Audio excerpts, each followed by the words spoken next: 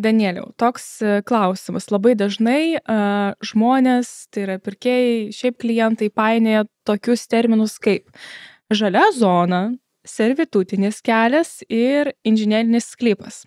Ar tu gali, prašau, paaiškinti mums, koks yra skirtumas? Ar tai yra tas pats, ar čia yra skirtingi terminai? Ir ką galima su jais daryti? Jo, tai visų pirma, tai yra skirtingi terminai. Taip pat, kaip tu dabar prieš tai paminėjai, kad servitutinis kelias. Tai yra servituto atšaka, nes servitutai yra skirtingi. Tai yra kelių servitutas, tada eina komunikacijų servitutai, ten infrastruktūriniai įvairūs.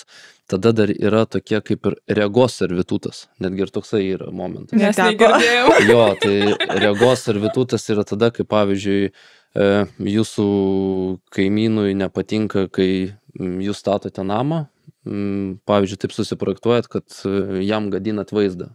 Ten, pavyzdžiui, jisai negauna tam tikros saulės kiekio jo, arba nemato kažkokio kraštovaizdžio, tai vat, teisminio nutarimo gali jums ir neleisti ir statyti. Tai yra, gausit kažkokią tam tikrą... Bet čia realiai, kaip sakai, jeigu perka ten, kur tikrai va tas kraštovaizdis, ne, ir jeigu yra priešais sklypą, tai tu perkant, gali suprast, kad ten irgi jį gali parduoti ir statys. Tai čia jau taip įdomiai. Jo, tai čia įdomiai dėl to, kad vyksta projektavimo, vis tiek projektavimo laikotarpis, kai jūs darot, ten architektai jau daro tą, kaip čia dabar taip pasakyti, tą projektą. Ir vis tiek yra tas laikas, kai būna susipažinimo, viešinimo ir panašiai. Tai jūs per tą laikotarpį turi susipažinti su to projektu. Tai vat, jo. Įdomi šitą. Iš tikrųjų, tikrai nauja informacija, manau, ne tik mums su Silvija. Jo, tai dar tada dėl to žalios zonos. Tai dažnai irgi būna, pavyzdžiui, kai formuoja kažkokį naują kvartalą, dėl to žalios zonos dažnai būna, kai tu darai kažkokį formavimo pertvarkymo projektą arba tie patys architektai daro detalųjį planą, visada yra pagal įstatymus, pagal tos teisės aktus yra numatyta, kad turi palikti žalią zoną. Ir dažnai tai būna arba palieka projekto vat, prieš tai turint to žemės sklypo savininkui paliekama ta žalia zona, kad jinai tvarkytų, nes žalia zona išvis yra skirta, paprastam parkui, skverui, tai yra joje ten nieko negali statyti, tiesiog želdinti tam tikrus augalus. O pavėsinę, pavyzdžiui, ar galima statyti? Net negalėtų tos ir pavėsinės pastatyti, kad nebūtų svarbiausia, kad būtų statinys, ten gali būti laikinas statinys, bet be jokių pamatų. Tai gali būti kažkoks ten soliukas, kaip ten vaikų žaidimo aikštelė ir panašiai.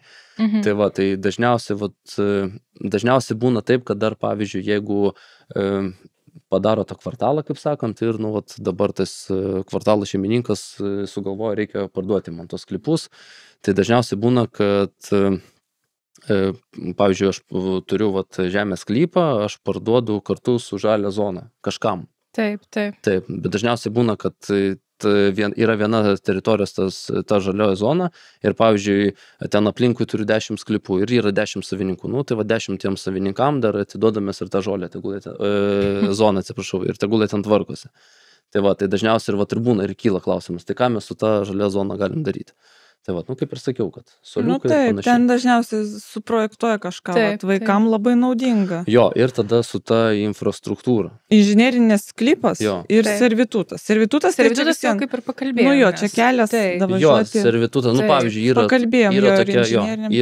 yra tokia situacija, pavyzdžiui, su tuo servitutu, kad mano sklypas neturi tiesioginio privažiavimo.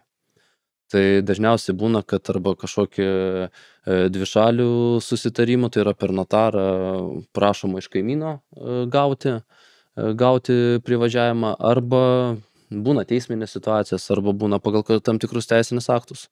Teisingai, taip. Teko susidurti, jo. O tas inžinerinis sklypas, tai čia būna, kaip suprantu, irgi prie kelio, kažkoks gabaliukas žemės, ne inžineriniam tinklam? Jo, tai čia būna inžineriniam tinklam, visai tai infrastruktūrai inžineriniai, tai ten valymai, visos komunikacijos, ryšiai, elektra ir panašiai.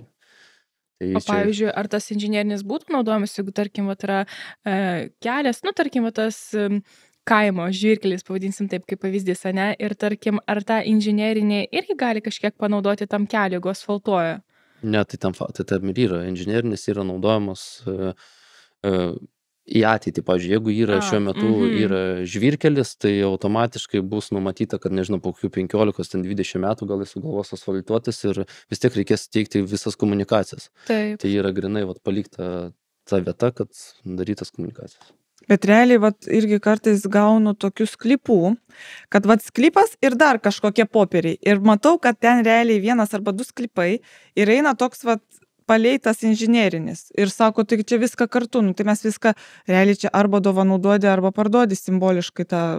Taip, tai sakau dėl to, kad pavyzdžiui, tas prieš tai savininkas, kur, kaip sakyti, dalina ten, pavyzdžiui, darė formavimo pertvarkymo projektą arba detalųjį planą, yra tiesiog įstatymiškai numatyta, kad tu turi palikti infrastruktūros tą tokį, kaip vadinamą, ir jis turi unikalų numerį, realiai viską turi, bet nes sako, tai šitą parduosim, o šitą irgi, aš sakau, tai čia arba dovanų, arba simbolinė kaina, tu negali už jį ten labai brangiai imt, kaip sakant, užsispirt, čiagi tau nereikia jo. Kartais būna atiduoda patikėtiniam ir savivaldybėm.